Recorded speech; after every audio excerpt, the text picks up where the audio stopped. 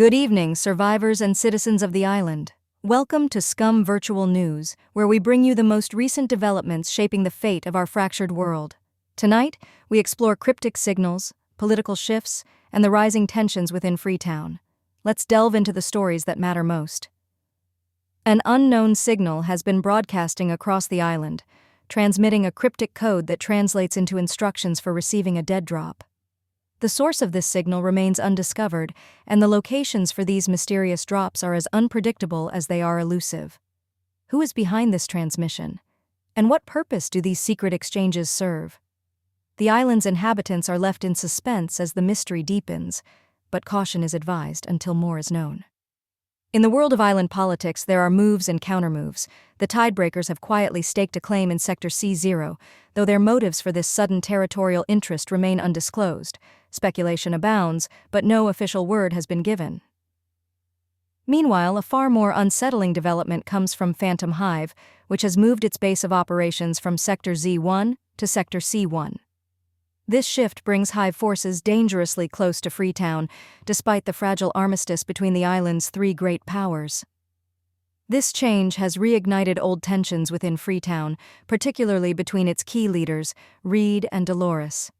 Long before this week's developments, conflict between these two figures led to a fracturing within Freetown's leadership.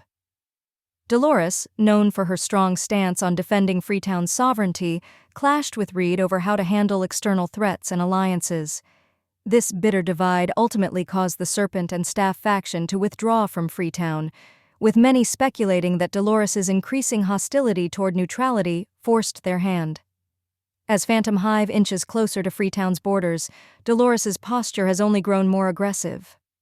What once was a neutral stance is now leaning towards pseudo-hostility, a clear signal that Dolores may be preparing for possible assaults. Further stirring the pot, Freetown itself is undergoing a period of transformation.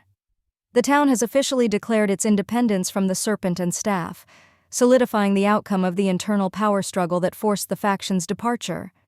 With new people joining its ranks, the island will be watching closely to see how Freetown evolves as it moves forward on this uncertain path. Will the town continue to uphold its position as a neutral hub for trade, or will Dolores's shift in attitude lead to a more confrontational stance against neighboring powers?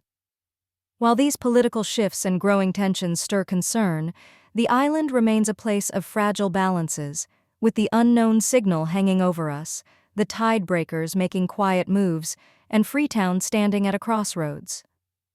As always, dear listeners, this island's future is uncertain, and survival requires more than just strength. Keep your minds sharp and your allies close. This is Scum Virtual News, reminding you that in times of turmoil, information is the most valuable resource.